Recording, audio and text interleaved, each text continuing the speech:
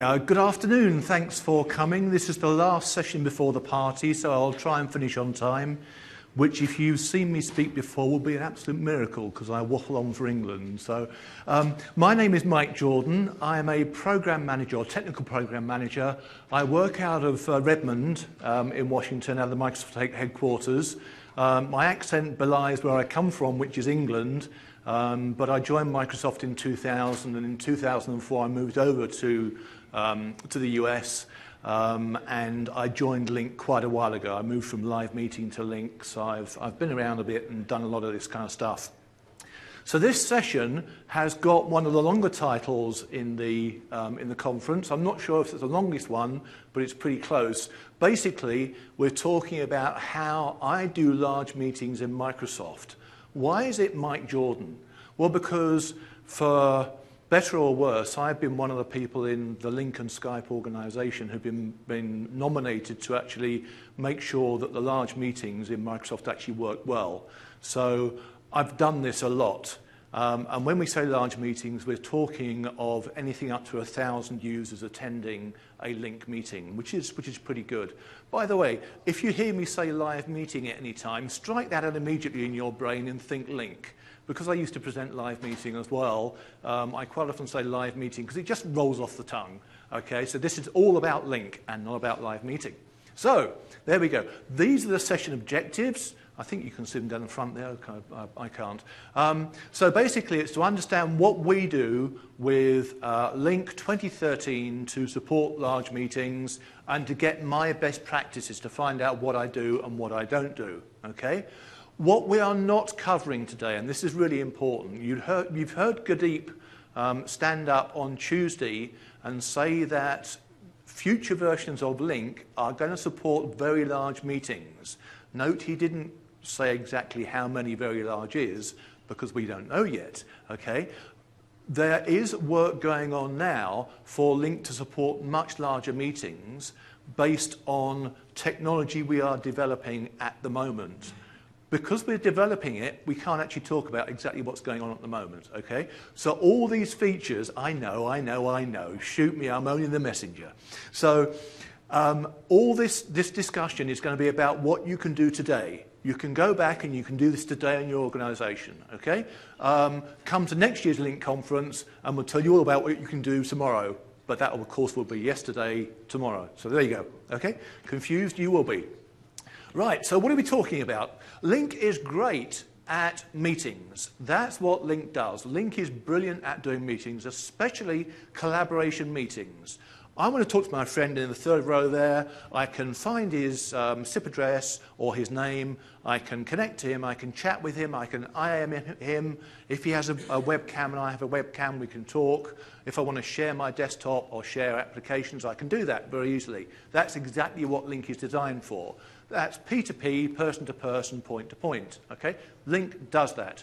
Lync is also really, really good for doing the scheduled, planned multi-party meeting. So in Microsoft, we might call this a team meeting or a spec review or a session review where you've got a more structured idea where you've maybe got people in conference rooms, people dialing in from home, people calling in from home, they want to see what you're discussing. Lync is great at that as well. Doesn't need much management. You schedule the meeting in Outlook or using other tools, then off you go and you can do things. It just works, okay? Lync is great for that as well. Then you get into the more what we like to call managed meetings. That's the blue, that's I suppose that's really bluish gear there. The managed meetings, okay? These are more the very large meetings that you may well have where you've got one person presenting to lots of people in the room and then lots of people listening online. Wow, not unlike this meeting. Okay, so they're the kind of meetings that we're focusing on to some extent today. But then you've got the meeting. So imagine your CEO, your manager, whatever, wants to present the company future to all the attendees or to 1,000 people online and lots of people in 1 or 2 rooms, okay? They're what we call the white glove meetings. These are the ones that really need a lot of care. These are the ones in the past you would have spent megabucks, you'd have signed up an AV company, an audio video company, to come in and do that work. This is what Lync is also good at, providing you do what I'm going to tell you today. Okay? So we're looking today at the white glove meetings. These are the ones that you have to set up and you have to manage yourself. And the stuff I'm going to tell you today is best practice. Doesn't mean you have to do this for every meeting, but actually if you want a meeting to go well, you could think about doing some of this stuff for those meetings as well. Okay, just before we get to survey requirements, if you want to ask questions and answers, if you want to ask questions, I'll give you the answers, hopefully. It's easy if, I got told off last time because I missed half the room. I tend to look one side or the other. So if you want to ask questions, put your hand in the air, or preferably come and talk to the mics. That would be much easier, because then these rooms are really weird. If you speak over that side, this side can't hear. So I prefer if you did come to the mics, that would be really helpful. But please ask questions. I may put them off to the end and we'll see how things go. Okay, so for the largest meetings, what do we need? What does Lync need? Okay, survey requirements. We need basically a separate pool for anything over 250 users. Let me explain what that means. So, Lync is very good, as I said, for doing multiple meetings, up to thousands of meetings, on a single pool with 5,000 to 6,000 users, not all meeting together, no, but talking once or twice, just chatting, all that kind of thing. Lync is great for that kind of thing. You can have multiple pools. What are pools? Well, if you don't know what those are, in Lync, you have an account. You have basically an account in Lync. That account lives in one pool. It can't live in more than one pool. It lives in one pool. But you can join a meeting held by somebody in a different pool. So on my slide here, I've got one attendee connected to pool A who lives in pool A, one attendee connected to pool B lives in pool B. They can talk together. They can chat together quite happily. Lync does that. Okay? But those pools are set up for collaboration, for lots of meetings all going on at the same time, lots of small meetings, lots of chatting. Okay? If you want to do a large meeting over around about 250 users, up to 1,000 users, which is what Lync supports at the moment, and I can get into a lot more details of why we put them at 1,000 users. Ask me afterwards over a beer and I'll tell you. Okay? So up to 1,000 users, we recommend, and in fact we require for it to work properly, a dedicated pool. So this means you set up new front-end servers, a new back-end SQL server, Lync server, basically 3 servers. That becomes your large meeting pool. You can, and we have tested this, run it on Lync Standard Edition, but the recommendation is to use front-end and the back-end SQL to make it run the most effectively. Okay? So in my diagram here, pool C is my large meeting pool. It only has, in this case, one user account in that pool. That user account I've called the organizer. Okay? It can be anybody. If I want to organize a large meeting, that's Mike Jordan, and I want to send the invite out, I can do that, but when the meeting happens, my account must live in that pool C, must be moved over by the Lync administrator to that pool C, because it's the meeting organizer's account that governs which pool and which pool resources the meeting actually uses. Okay? So the important thing is have one account that the large meeting is organized by. That organizer will send the meeting invite out. That organizer's account will live in a large meeting pool. That's important. And then you get all the really cool features of large meetings, because Lync can support that. Lync is designed to support 1,000 users in one pool on one large meeting. So that's a good thing. Okay, so that's the organizer account, and there we are. We have pool C. That's the large meeting pool. Okay, nothing too. I mean, yes, you need extra servers, but it's nothing too onerous. Okay, so planning ahead. When you've decided that you want to hold your large meeting, and You've created your large meeting pool, so you've got your extra servers, you've added it to your topology. That's a once-in-a-lifetime job, it's done. Okay? Then you need your Lync administrator, who's the guy who sits in a little closed office and has a laptop, or has not a laptop, but has a screen, and he types away all day administrating Lync and making sure your Lync is running okay. You ask him to set up either your large meeting organizer account, or you ask him to move over the organizer, i.e. Mike Jordan's account, over to that large meeting pool. Okay? You also ask him to create what I call a large meeting policy. It's a meeting policy. Now, in Lync, for those who don't know, who aren't administrators, you can set up policies, conferencing policies, which control what happen during a conference. So, are users allowed to record within that conference? Okay? How many users can join that conference? All those things are set up using either the Lync control panel or PowerShell, the Lync server management shell, and the command is, if you're creating a new one, it's not get, I think it's new, yeah, new _ CS conferencing policy. Okay, that creates a new policy, and then you add lots of parameters. Okay, the one parameter that we're talking about now is allow large meetings $true. Set that for true, and that will enable large meetings. Let me just move on to the next slide. One question. Do you want to use the mic so everybody can hear? This is going to be embarrassing, I know. I'm not sure you can answer it, but what exactly does that parameter do other than hide the participant list? What does the allow large meetings true do? Great question. It does three things. The first thing is, and we'll be talking a lot about this later, it hides the attendee roster. Okay, so I'll talk a bit more about that later. That's the first thing.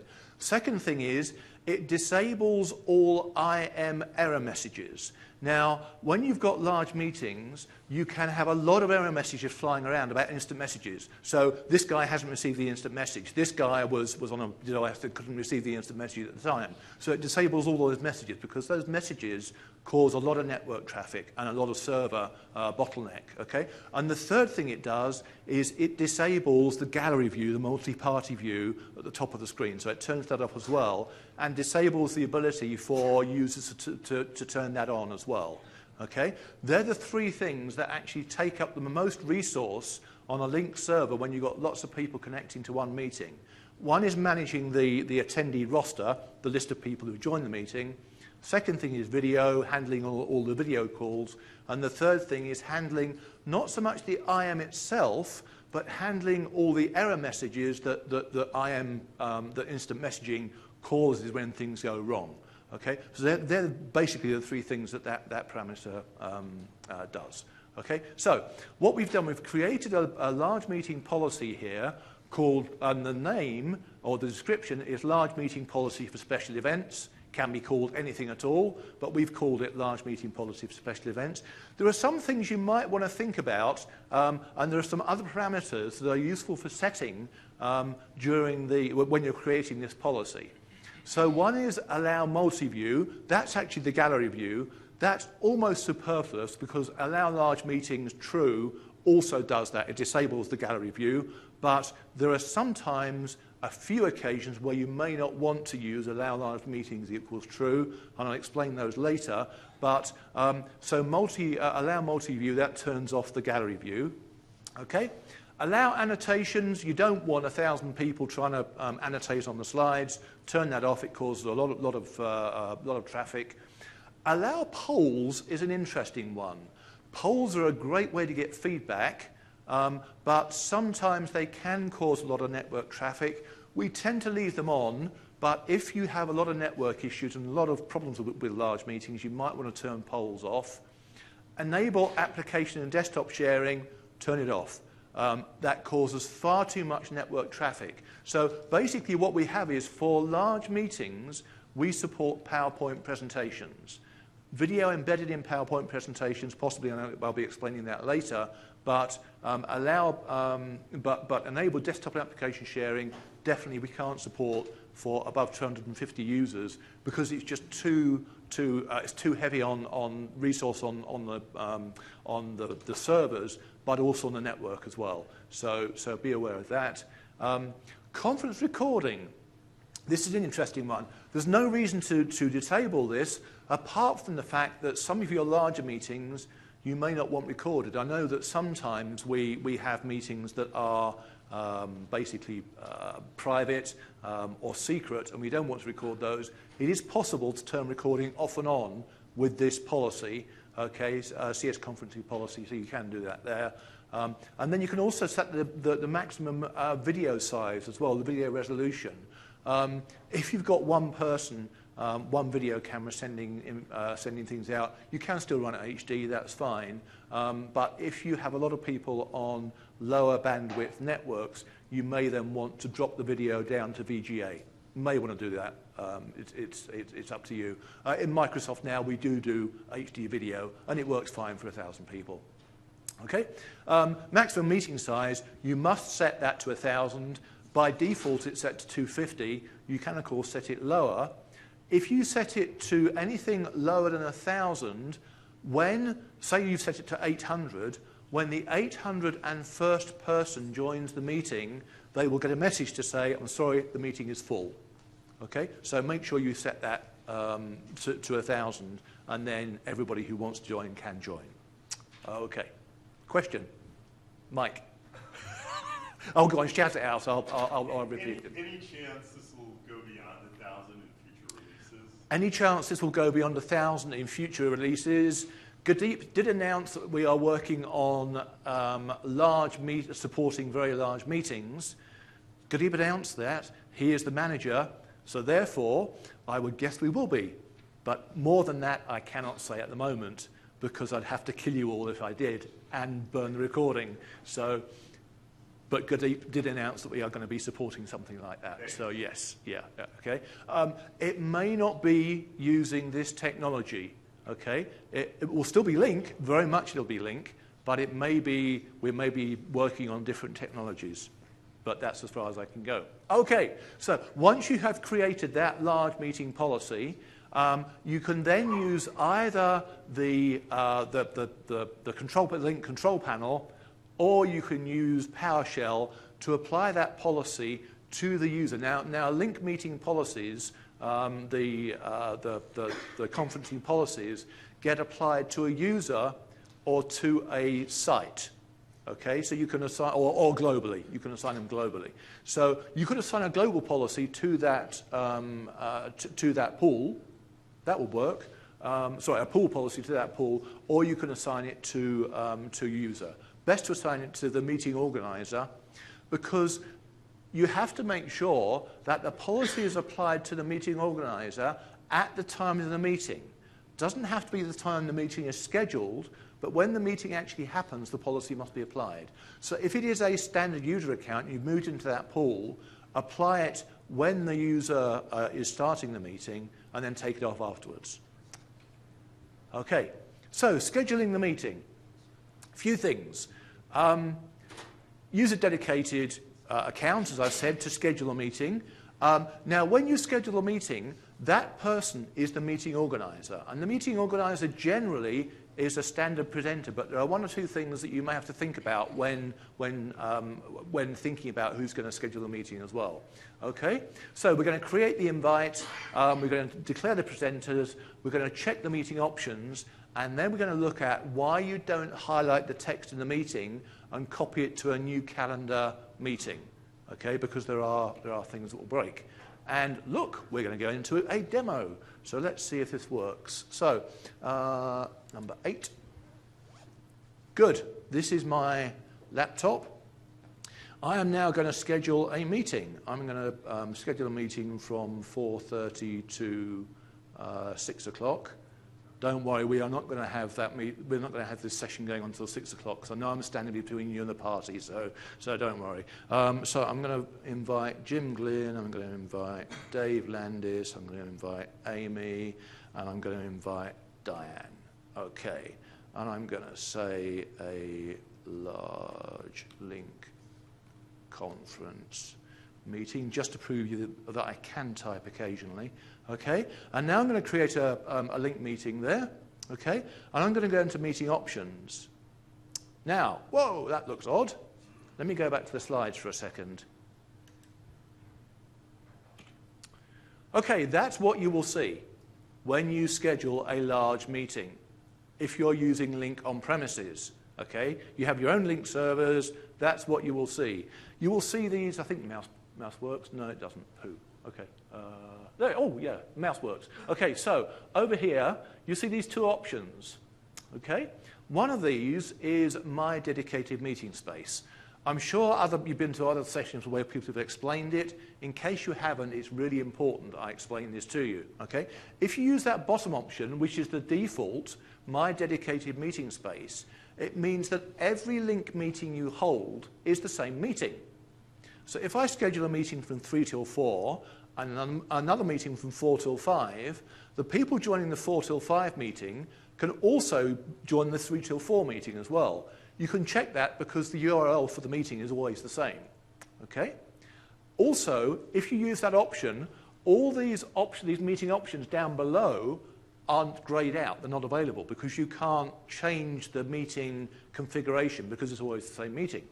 Okay? So what you can do here is to choose the top option, which says a new meeting space, so I control permissions. That creates a unique meeting for this one specific time, okay? Or if it's a recurring meeting, for more than one specific time. But it creates a new unique meeting. The URL is unique for that meeting. The dial-in conferencing code is unique for that one meeting. But also what it does is to highlight these meeting options further down as well. So you can choose all those options. That's cool, that's what we want. So let me go back to my slides, sorry, to my demo machine, and you will see that option is not there. Full disclosure here, for ease of demo, I didn't bring my large server. I have a big 128 gig server with lots of memory and lots of hard disk space and that kind of stuff.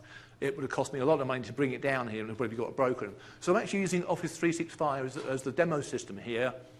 Everything you can do on here, you can do on Office 365, apart from to apply the large meeting policy and to have meetings above 250 users.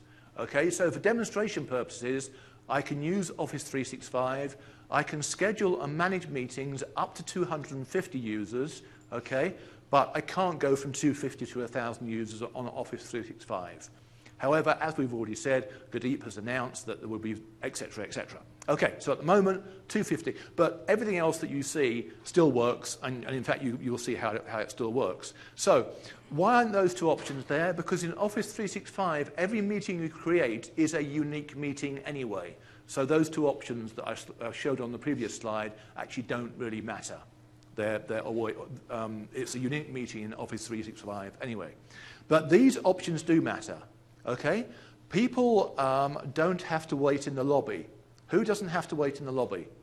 Think very carefully before you schedule this. Yes, you may want to invite people outside your company to this large meeting, but one of the issues is that somebody has to manage the lobby. If you say anybody from my organization, only me, the meeting organizer, can wait doesn't wait in the lobby, then you have to allow 1,000 people into the meeting. That could get really painful. Okay, so just think about that before you set that. Okay, so I'm going to say anyone, no restrictions, and I think that's fair. Obviously, you would set it as you want, but bear in mind you have to manage that. This is really important. Who is going to be a presenter? Anyone from my organization, that is really bad. In this situation, that will be really bad because you're running a large meeting. So what I want to do is to say people I choose. And then I can go and choose presenters. And note here I have the list of people. Now, a lot of people will quite rightly use distribution lists here. Okay? That's perfect. That's fine. But if you want the person to be a presenter, then add them separately, even if they belong to that distribution list as well. Okay? Because then you can individually declare that person as a presenter. So in this case, I'm going to add Jim as a presenter.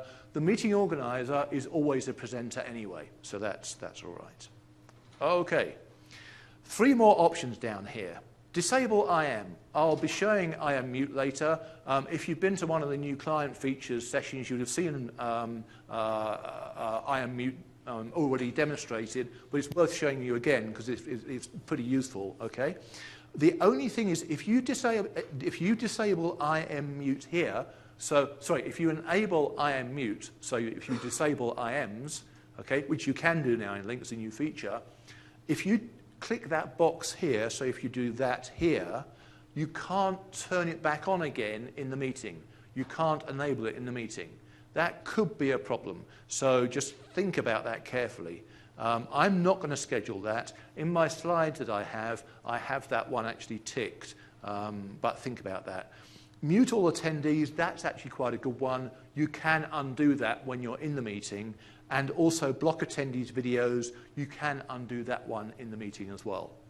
For now, for my demonstration, I'm just going to mute all attendees because I don't want lots of feedback on the desk here, but I'm going to allow attendee videos for the sake of one of the demos I'm going to do later. Normally, I think you block that because don't forget it's attendee videos, not presenter videos.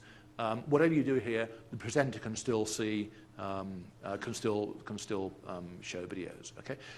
If you're always scheduling large meetings, you can say remember settings, which may be right. I'm not going to in this case. I'm just going to say OK, and I am going to send this meeting. OK, so the meeting has now been scheduled, and I can join the meeting. OK, have a good time, have a good meeting, we're joining. OK, see here it says presenter muted the audience. And you can also get a wonderful picture of a very handsome presenter there. Hi. Oh, that'd be me. Hi. Wow. Okay. Speaker is muted. So that's cool. I can unmute myself if I want to, but I don't want feedback. So that's me in the meeting. On my demo machine here now, I also have 2 other virtual clients running. So I'm going to join the meeting from this virtual client. I don't have Outlook running, how silly, but a nice new feature of the Lync client is I can go into the meetings and note it refreshes, and I can now see that meeting that was just scheduled. Note it's in blue, that means I can double click it and I can join the meeting. Have a good meeting, we're connecting you. And I'm in, and Amy Albert has just joined, and when she joins, my video should come up in a second because I'm sending the video, hopefully. Yep, there we go. What a handsome guy. Oh, that's me again. That joke gets really old very quickly, doesn't it? Okay, so and in here, I'm going to use Outlook, and then we get the meeting come in, and I can accept the meeting, or I can look at the URL. That's the URL for the meeting, and I can join the meeting there. Okay, have a good meeting. We're connecting you. So Jim is also there.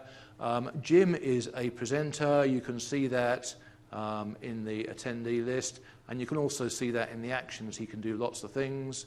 Okay, Amy, who is just a meeting participant, if you go in there, yeah, she can't present anything, and obviously she has virtually no meeting actions or grayed out. Okay, so that's that. I'm just going to join through 2 other clients as well. Actually, let me show you one really cool feature. So when you're presenting this kind of content, you may want to present it full screen. So what you can do is to pop the video out here, okay, and then present that full screen and up on there. And I'll show you later. Maybe we'll pin that, and we can also lock that. I'll show you later. But what I'm going to do is just bring that camera around so you can see what I'm doing here. And here I have an iPad and a iPad. That's a very small iPad you can make calls on, so that'd be an iPhone. Okay, so I'm just going to go into the meetings there. You probably can't see there, and really, there we go.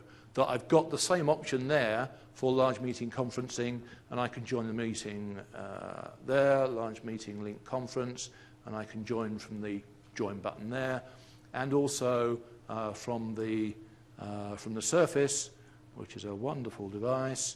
I can go into the calendar there, and we've got large meeting conference, and you can see also there, possibly as soon as you can see that big blue square, which actually says join, so I can click on the blue square, and I'm going into the meeting as well. So I've got lots of people now in that meeting, but I'll put that back there so you can see that handsome presenter standing up there and presenting. Good. Okie dokie. So we're all in a meeting. So I schedule the meeting, and now, surprise, surprise, everybody has joined the meeting. So that's worked pretty well.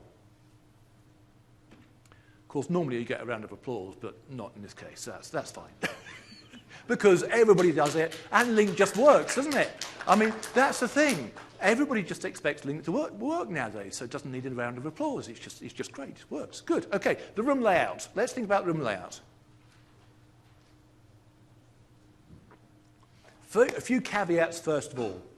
Normal Lync meetings don't need all this stuff, okay? We are talking very much about the white glove service. This is when you've got the CEO, the financial director, especially the HR director, because they're the ones who are responsible for giving me the pay rise at the end of the year, okay? When they've got those meetings, these are the ones that you want to really manage well. Okay. In the larger meetings that aren't quite so important, you may have one or two people doing these kind of roles. But for the largest meeting, where basically you're replacing the AV company, you're doing all this yourself, okay, in that case, you want up to 4 accounts and 4 laptops. Why? I will show you in this next slide. Okay, so why 4 Lync accounts? Well, first of all, when you join a meeting in Lync, you can log in through Lync using multiple clients. So I can log in on here, I can use the same account to log in here, and the same account to log in here. But if I join a meeting on my laptop and then try and join on my desktop, it will log me off my laptop because you can only have what we call active endpoint at one time for a meeting.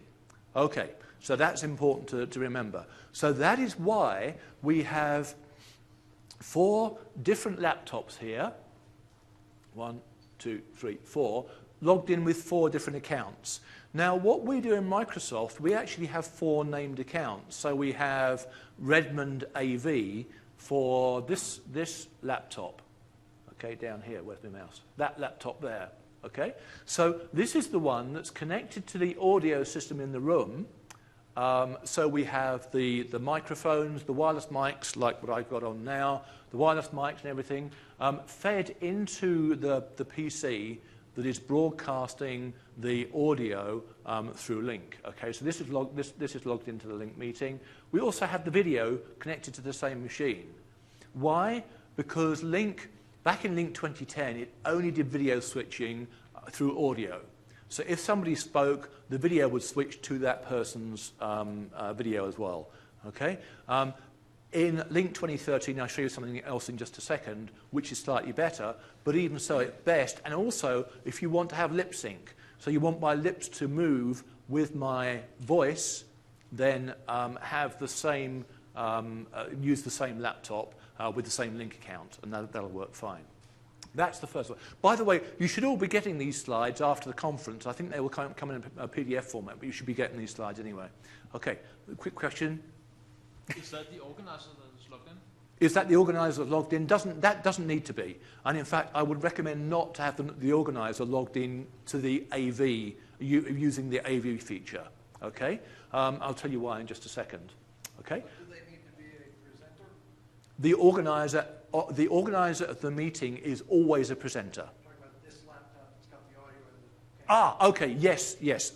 The question was, does that laptop account need to be a presenter? Yes, it does. Yes, because you're presenting audio and you're presenting video, and you also may need to control the audio and the video as well. So yes, you should be a presenter. In fact, all these accounts, bar one that I'll tell you about now, should be presenters. The second one is the one that's connected to the in-room projector, what you're seeing when you're in the room. Okay? This one, we also log into Lync, and we run the Lync content full screen.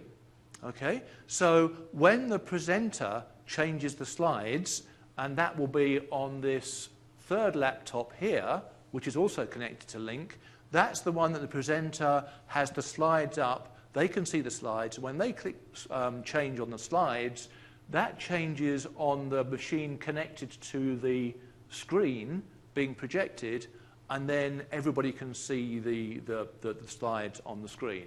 We use this method all the time. Now, the only time that this falls flat is if you have poor network connectivity and the presenter here clicks the slides to advance the slides. It may take a second or two for the slides to advance in the room. That can be a problem. But then, of course, if you think about it, 1,000 users, excuse me, 1,000 users connected remotely will also be seeing a delay in the slides. So that's a good representation of what everybody else is seeing as well. So that works as well. The fourth PC and the fourth account is the moderator account.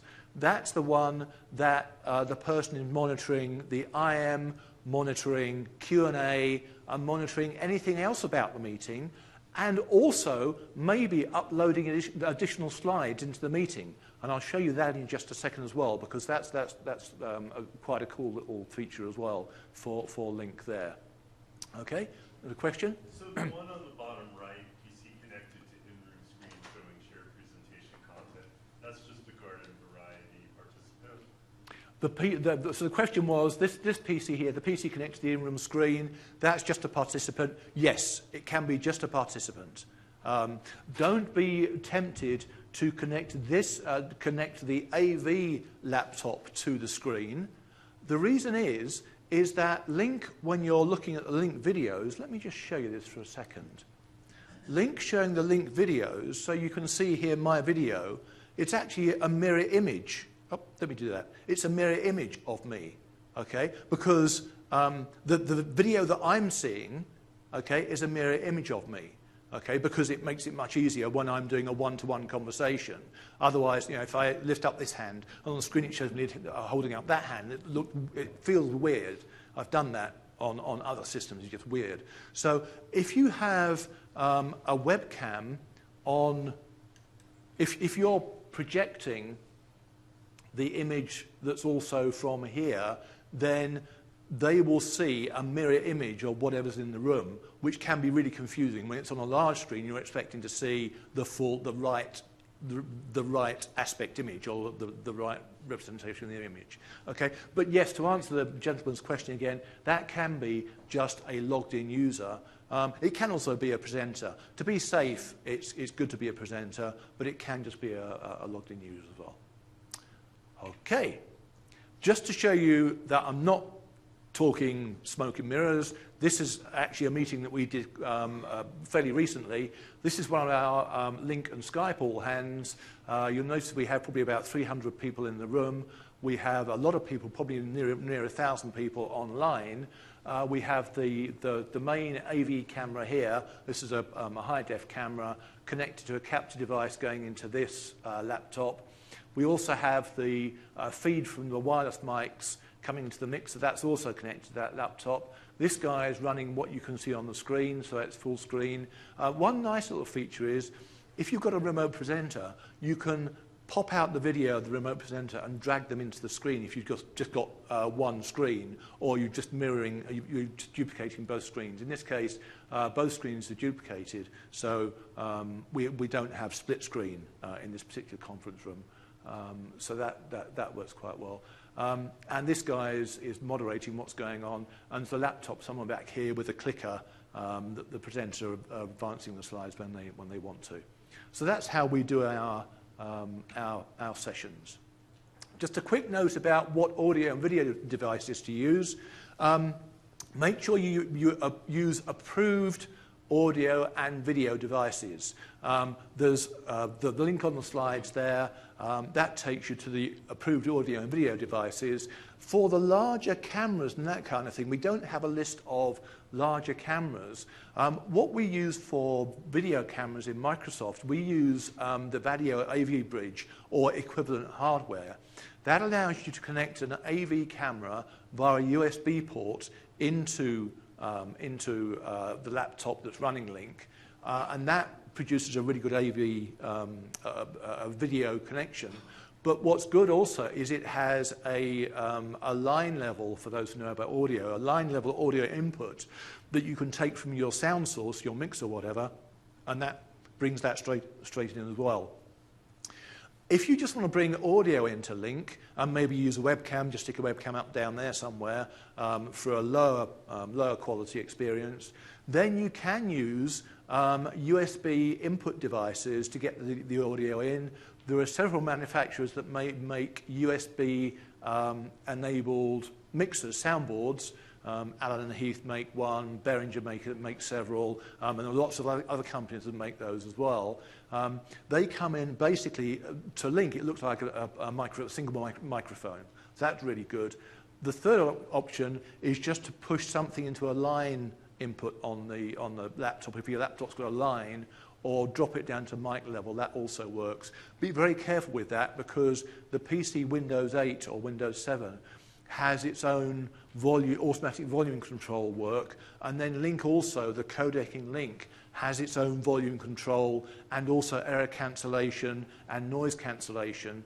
So be very careful with the kind of signal you're feeding in. Make sure really it's a good voice and not much else apart from that. Okay, so that's approved devices. Preparing the meeting content. Okay, prepare the meeting content. It's okay to do it 5 minutes before the meeting because it'll all work okay. Absolutely wrong. Always do it at least the day before. Yeah, I know the executives always come up and they have the last minute change, but basically try and get your meeting content prepared and uploaded into the presentation long before the meeting. Okay, I'm going to cover each one of these before we go. Okay, so let me give you a demo of this. Now, one thing I didn't talk about before, which is really bad, was don't copy the meeting content from one calendar entry to another. Okay, I'm just going to close that down for now. What I meant by that, and I did forget to cover this, in this meeting here, okay, you have this content. That content has the URL for the meeting. So you might think, okay, what I will do, I will get that weird meeting organizer account that funny Lync guy set up on that funny server somewhere, and I'll just copy this stuff. Okay, I'll right-click and I'll copy it, and I'll create my own meeting invite, and I'll send that out to everybody. Okay, that would sound like a really good idea. However, it's not. The reason is that behind all this stuff is actually a lot of metadata. It's a lot of black magic that goes on behind the scenes. And what that black magic does is it tells Lync and it tells Outlook how to handle this Lync meeting.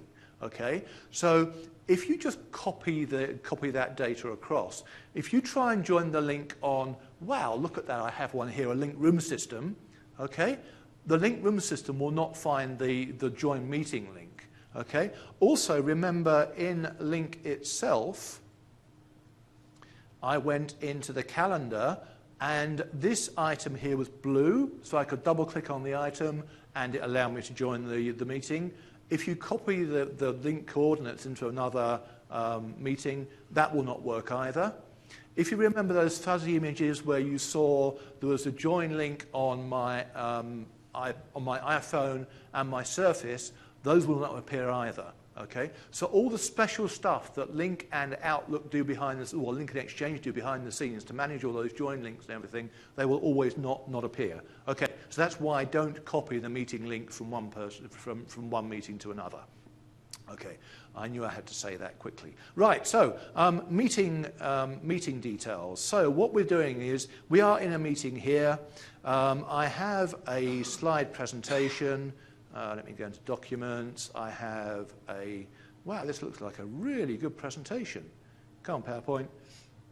Yep, I think I want to watch this and represent this. This looks like really cool. So what I can do from within PowerPoint, you may not know this, unless you were at one of the previous sessions, you can present online. You can click on that, and you can click on that, and it will upload it directly into my live meeting, which is pretty cool. Now, oh, here it comes. So it's loading it in now, and you see that all the meeting participants can see this. Now, I can do this on this account because I'm logged in as Jim.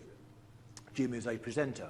So I'm loading this into the meeting now. Now, obviously, you would do this before the meeting, so you wouldn't have lots of attendees like we have here. But hey, this is just demo. Okay, you can see that the slides are there. But notice as I hover over, I haven't clicked anything. I've just hovered over this blue button here. Note that the PowerPoint presentation is still loading. If I exit the meeting now, so I'm uploading the presentation, I can see the presentation, so I think, great, it's there. I'll exit the meeting. I'll join the meeting tomorrow when the full meeting is and the presentation will be there.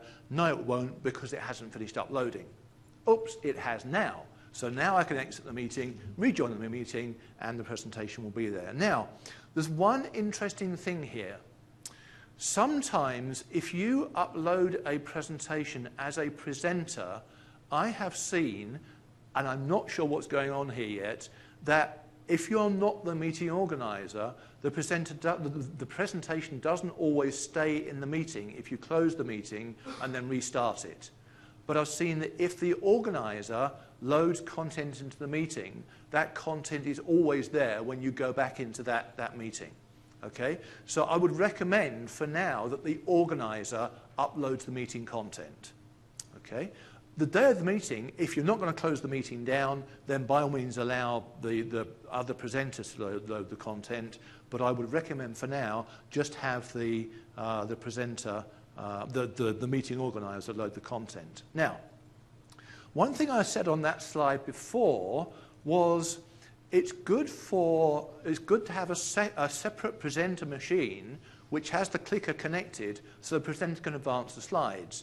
One thing presenters love to do is to see the presentation view. Now on my screen here for my slides, I have the PowerPoint presentation view.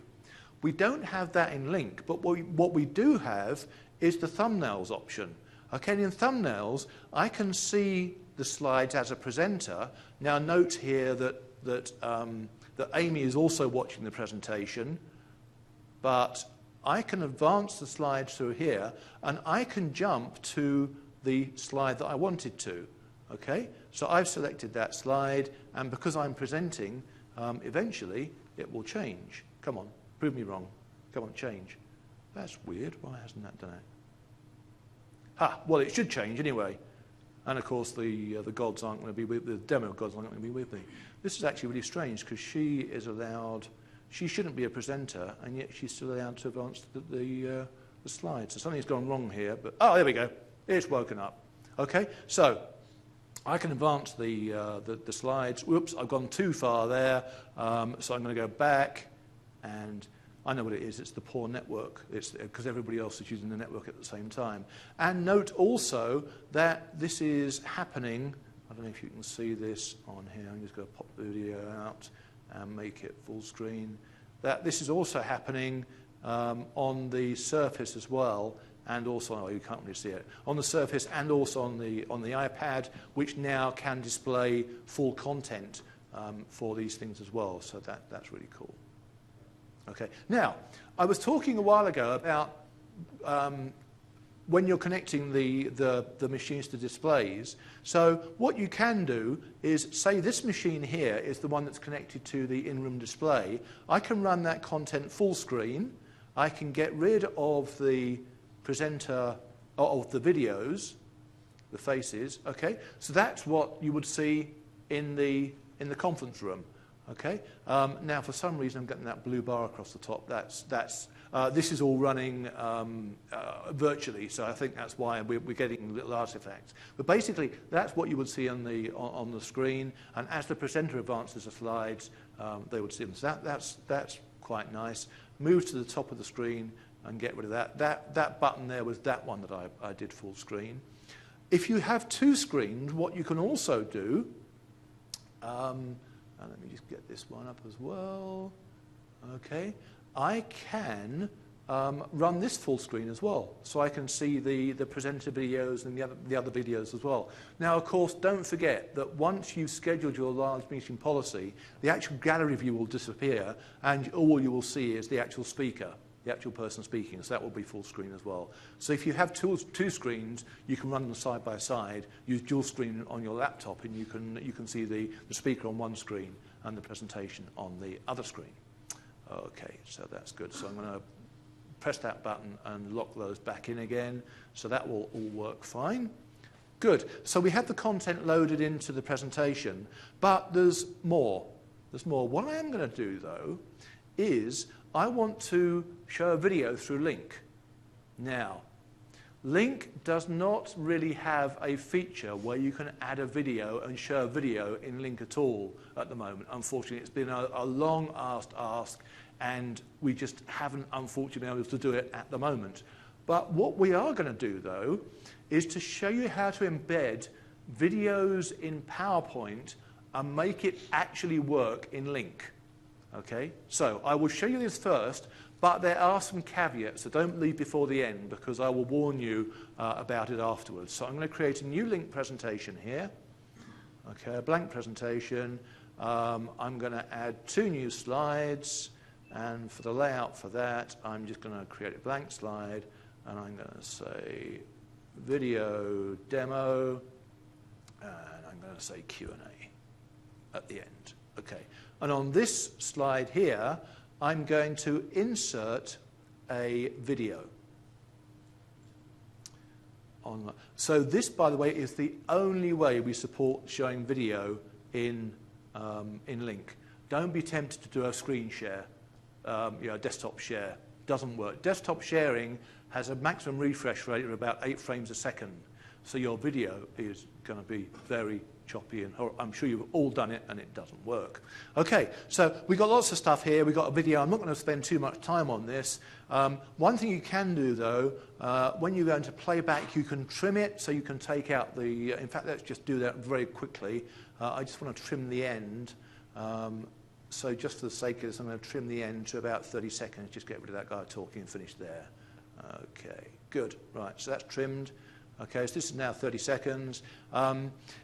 A nice one is, do I want to start the video playing back when I click the video or when I just get to that video page, that slide?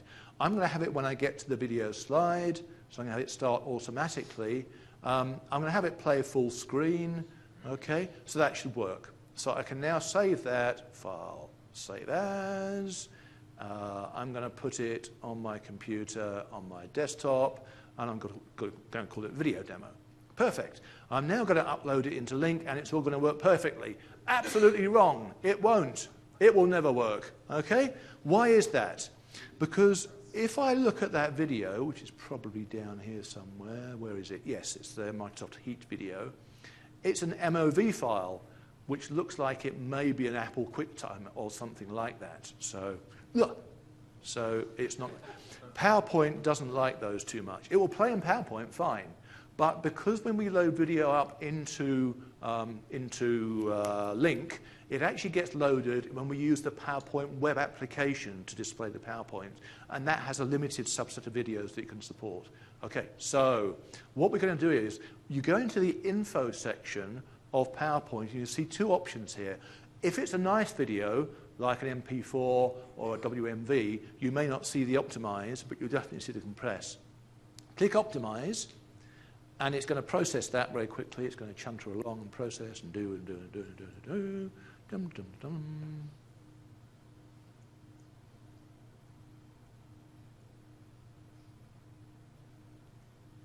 Okay, it doesn't take long. Trust me. I'm a Microsoft guy. It doesn't take long. Okay, it's done. Good. Right, that option has now gone away because it's done it for the PowerPoint, for the video in the PowerPoint. It hasn't touched the video on the original file, just the one in PowerPoint. And now I'm going to compress it. You can do presentation quality, but I always use internet quality. You do get some what they call digital artifacts, a little bit of blocking and that kind of stuff, but generally it displays pretty well. And for displaying through Lync, it actually works really well. Note here that the initial size, if you haven't got superhuman sites, you won't see this. The initial size is 88.4 megabytes. It's completed, and it's saved 80.1 megabytes. So it's reduced it quite a lot. Okay, so now what I'm going to do is to save it as a different file. Okay, so if I want to go back to the original file, I still have the original file, and I'm going to call it compressed. Okay, with my bad typing. Good. So now I had my video there, and I'm still in the Lync meeting. Oh, by the way, one other thing. If you copy the video, if you copy the jumping around here an awful lot, get a grip, Mike. If you copy the contents from one calendar entry to another thing that doesn't appear is this join online in your Outlook reminder. That disappears as well. So, but that was way back in the presentation. So, but I just thought I'd revisit that. Okay, so let's get back into the meeting. Now, at the moment, okay, Jim is quite happily presenting.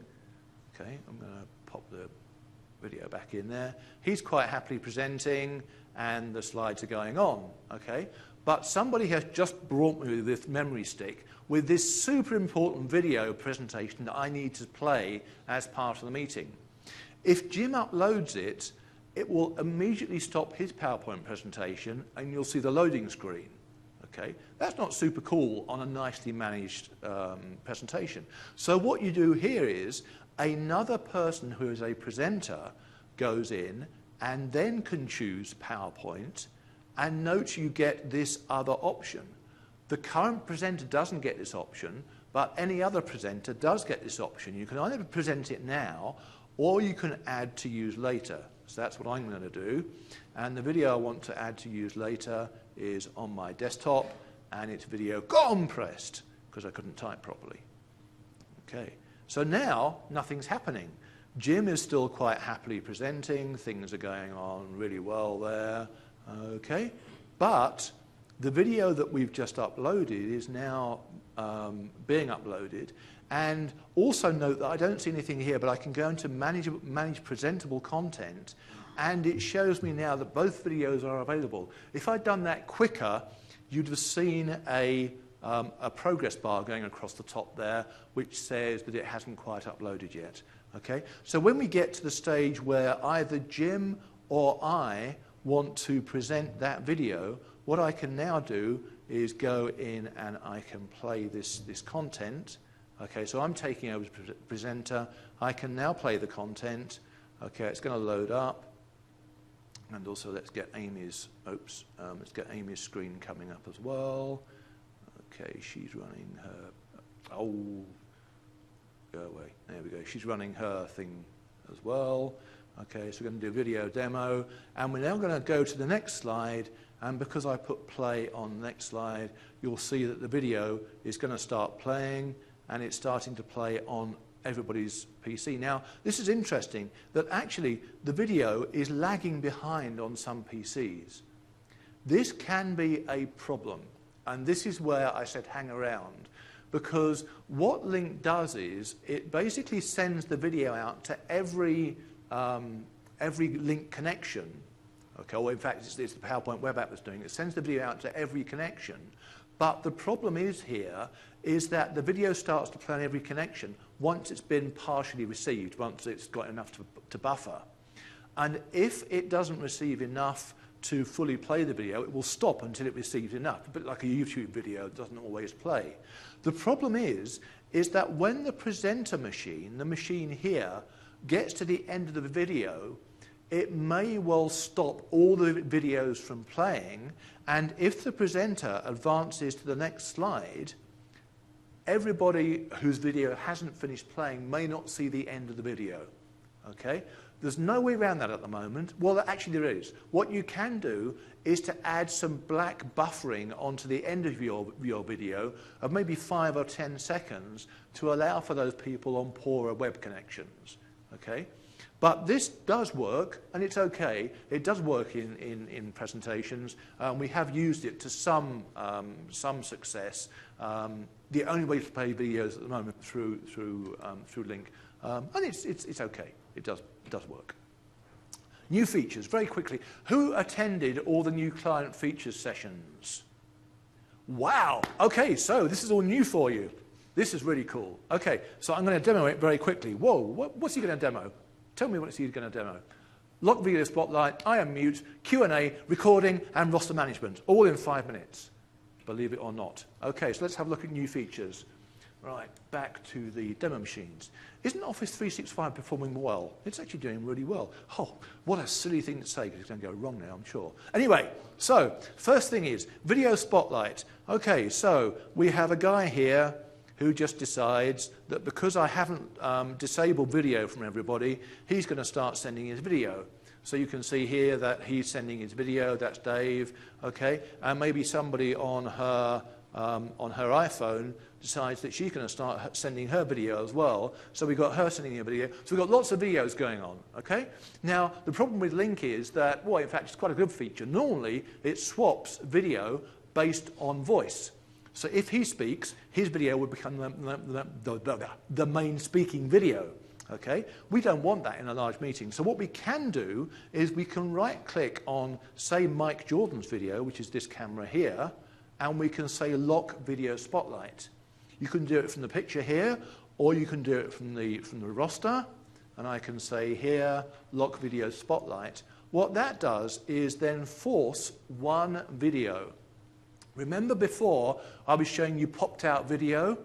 I could have shown you that then, it would actually make more sense, but I wanted to wait and show you now because it's a cool new feature. Now this has actually been in Lync 2013, since we released 2013. Not many people know about it, okay? The other people in the meeting will see this message to say, a presenter locked the video spotlight on someone, okay? But any presenter can lock a video spotlight on any video source.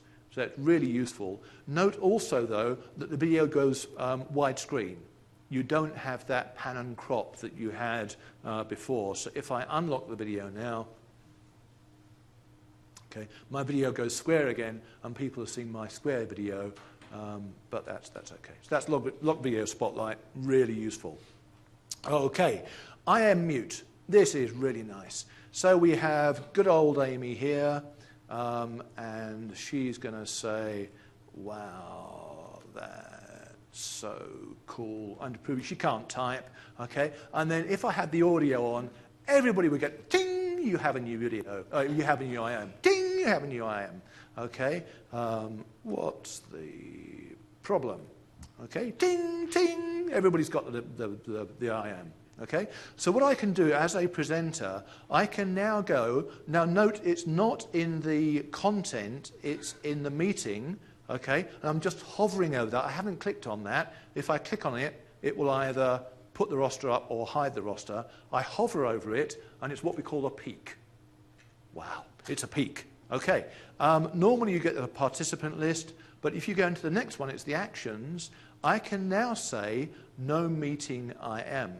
And note immediately, Amy's IM has gone away, so she can't IM. That happens for everybody, not just attendees, it happens for presenters as well. But we've disabled IM, instant messaging, in the meeting. That's pretty cool. What I'm going to do, though, is just re-enable it just for a second, because the next feature I want to show you is something we added as well. And if you were in some of the other client sessions, which I gather you weren't, we were talking about Q&A.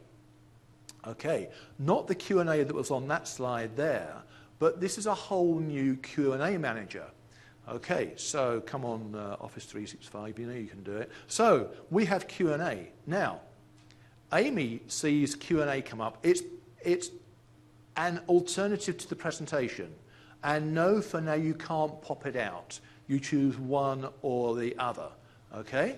But Amy's going to say, why is IM gone? Okay, and she's going to send that message. Now, this is why I said you want the separate laptop with the person moderating the Q&A, because the presenter doesn't want to be bothered by people like Amy asking dumb questions. Okay, sorry for any Amy's in the audience, by the way. Okay, but so I'm moderating the Q&A, and I can say here, okay, because you were a pain. Okay. Now, that's cool, and I've answered that question. Amy's seen it, and she likes it or hates it, but unfortunately everybody else has seen it as well. Q&A is a really good way of everybody asking questions and everybody seeing the answers. Okay, so it's really useful for that. really good in the moderated Q&A arena. That's okay. But notice, wait just a second. What happened when we put Q&A on, it automatically disabled IM. Okay? That's because we think normally that if you want Q&A, you don't want to be bothered with IM as well. But because when we schedule the meeting, we didn't disable IM when we schedule the meeting, we can now go, if you want to, and re-enable IM. I just hovered over there and now clicked no meeting IM, and then I was okay, and now she can say thanks, and I'll be more careful, etc., etc. So that was Q&A Manager. At the end of the meeting, you can save as, so you can save the Q&A and it saves it as a text file. Okay, so it does work pretty well. We've used it a lot. It's really good. You can disable IM, still use Q&A, and it's great. The only issue is that the attendees have to choose whether to watch the presentation or to watch the Q&A. But it's quite a neat feature. Question there? Does that Q&A work on the mobile clients? Does the Q&A work on the mobile clients? Not yet. No. No, it's, in fact, what you will see is when you first start the Q&A, if you're a presenter, it will say some people have joined the client that can't support this feature. So it doesn't work on the mobile clients there. Okay? Another thing, very quickly, and I'll just show you this very briefly, in the main Lync client now, we have a new option for recording. So in Lync 2010, Lync 2010 was quite neat at recording, but it saved stuff as WMV files and some WID format as well, which was multiple files altogether.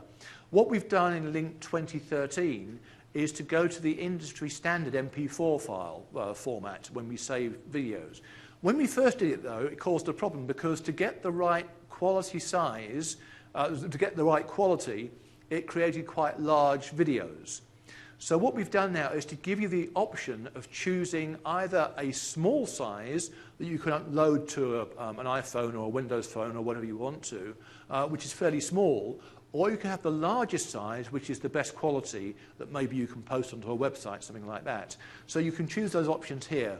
480p, this is for techies who love HD. Oh, my badge is gone. Techies who love HD, they know what these things are. 480 is the smallest quality, 720 is a medium-sized quality, and 1080p is the highest quality.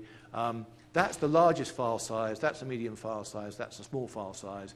We can't exactly say what. There is a blog post that actually describes some of the sizes you can expect from those. You set it before the meeting, and it affects the recording on this particular machine. Lync is still recording per machine, okay, rather than anything else. I'm running out of time, so I'll take your question at the end if I may. I'll take it now. Go on. Okay, right. I'll take it at the end. Okay, I will leave time for questions at the end. I promise. Right, and I have one more thing, and that is roster management. Okay, hold on to your hats. This could get scary. Okay. Any Lync client, any Lync meeting, even Office 365, if I have over 75 participants in that meeting, I will now see this message. Okay? This message will come up just by the people icon on the bottom of the Lync client in the meeting, and it will say, we've changed your layout for the best large meeting experience. There are too many people to show the video gallery, the gallery view, the participant list, okay, i.e. the attendees, and IM errors. Okay, that's basically actually, no, I won't say what I was going to say, because I'll say that later. Okay? So, what that does is it gets rid of gallery view, so you can't see the 5 videos across the top. But what it also does is it gets rid of the participant list completely. It goes. Okay? So, attendees cannot see presenters or attendees. Okay? I will say again, this is for any Lync meeting on Lync 2013 server using Lync 2013 clients. Okay? If you hover over the participant list button there, you will get the message to say the participant list isn't available for large meetings. Okay? But if you are a presenter in that meeting, you will still see both the participants and the presenters. You'll see the presenters and the attendees. So this does not apply to presenters, only to attendees. Even though the presenter will get that message, okay, it actually doesn't apply to him, but that's what the attendees will see. Okay? So that's what happens for any Lync meeting. Now, if you do allow large meetings true as part of your meeting policy, the behavior is slightly different. What that does is, first of all, when you're logged in as an attendee, so here I am logged in as Jim Glynn. On this slide I'm logged in as Jim Glynn. You will notice that Jim only sees one attendee himself, doesn't see any other attendees, but he does see all the meeting presenters, so he could ask them a question over IM or whatever. But you may be able to see, probably not, you may be able to see that we've got 383 participants in the meeting. Okay, so where did that go? Where did the list of attendees go? That's what Allow Large Meetings True actually does. It sets that particular behavior up. Okay, so what happens when that meeting reaches 75 attendees? Surely the whole roster disappears. No, it doesn't. What's happening with the other behavior, if I go back 2 slides, what's happening with this behavior? This is a client behavior. The client is deciding that it has a list of 75 participants, so I'm going to hide the whole participant list because I can't cope with that. It's going to cause too much resource hit on the server and on the client. Okay? So what happens there is, in this case, if you get over 75 presenters in this list, the whole list will disappear. But I would recommend you don't get over 75 presenters in a large meeting because that's unmanageable. Okay? If that didn't make sense, please replay it a number of times and eventually it may become clear. Okay, right. Just remember, you can do, in your conferencing policy, you can do allow large meetings. I'm pointing on my screen, not yours. You can do allow large meetings true. You can also still set it to false, and we will still support meetings up to 1,000 users if you want to get the other roster behavior. But I would strongly recommend that you use allow large meetings true to get the correct roster behavior in that particular situation. So, in summary, and I am 2 minutes away from the end, okay, so I wanted to show you that Lync does support meetings up to 1,000 users. I wanted to give you some best practices, the kind of stuff we've done in Microsoft. Okay, I hope you enjoyed the presentation. Please fill out the evals. Go online to my link. I think it's my link. Fill out the evals. If you like me, give top scores because they're the ones that count. If you don't like me, please say why you didn't like me, and I'll never speak to you again, but I may actually try and do something better in future. Okay, so thank you very much, and I will definitely take some Q&A. So if you jump up to the mic, sir, or just shout it out, I will take some Q&A. So in the recording, what is getting recorded? Is it including content, Q&A, video? In the meeting, when it records content, what it actually does, it records the whole thing that you can see in your client. So it records basically, it records a list of the attendees, it records the content. I think that's, but it's one file now. So you don't get separate files, it's one basic file. But really, it's mainly focused on the actual content itself. But you do get a list you do get a list of the roster, and you also get the IAM as well in that video as well. So is it the presenter view that is what is it recording? It's the view that's on the machine that's doing the recording, because the recording is per machine. Now, if you want to have 3 different standards, 3 different qualities of recording, so these 3 different qualities of recording here, 480, 720, 1080. Log on with 3 machines and set each one as a different standard, and then you'll get 3 different levels of recording to see which one you like better. Okay? Yes, sir. The question revolves network utilization and bandwidth. Aside from tweaking maybe the conferencing policy to set it to VGA instead of 1080p and stuff like that, yep. What have you found to be good policies or best practices on the network side? Best practice on the network side, that's a whole new session, which actually I think has already been done. But for large meetings especially, make sure you enable, the first thing is make sure you enable QoS, quality of service, on your whole network. That's by far the best thing. In Microsoft, we had a lot of problems with voice and video quality. We went through and made sure that QoS was enabled right through from desktop right through to servers. That vastly improved quality. If you have a look at the CS conferencing policy parameters, there are some parameters that you can set to limit the amount of bandwidth that a particular client will consume. It may be worth tweaking some of those to reduce some of those slightly, especially on the presenter machines. Be careful not to reduce it too much, especially on the one sending the video.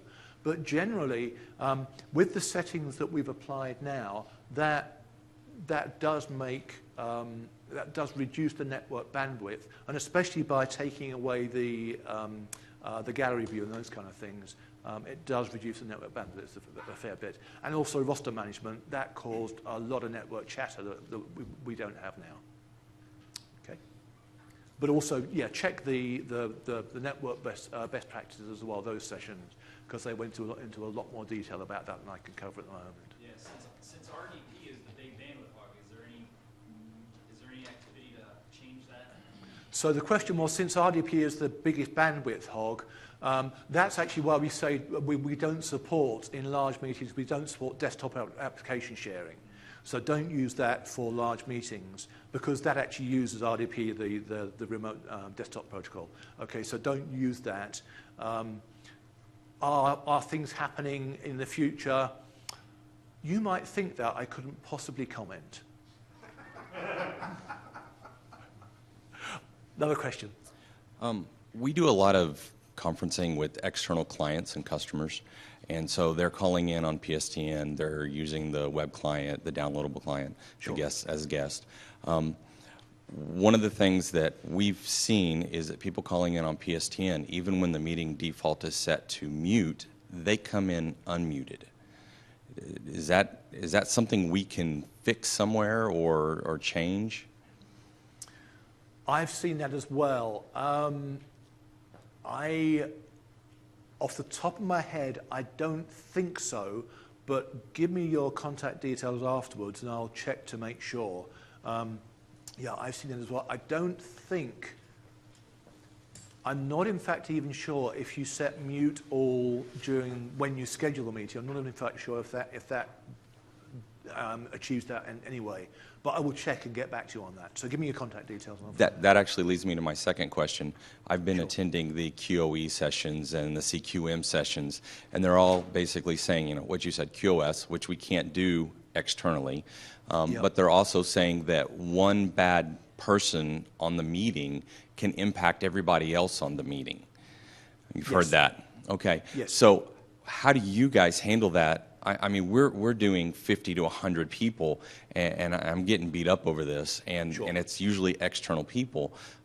How do you guys manage that at this size and not allow one person to impact everybody? So the reason that they're impacting is because they're either sending bad video or bad audio.